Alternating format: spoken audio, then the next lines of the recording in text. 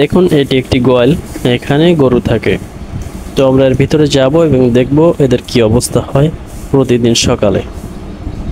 প্রতিদিন সকালে যাই এদেরকে পরিচর্যা করতে হয়, এদের সব কিছু পরিষ্কার করতে হয়।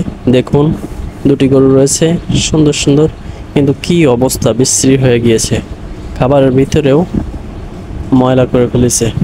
তো এদেরকে প্রত্যেক দিনই পরিষ্কার করা লাগে। এদেরকে দেখেন আমরা খেতে দেই ন্যাচারাল খাদ্য, ভুসি এবং বিচেলি।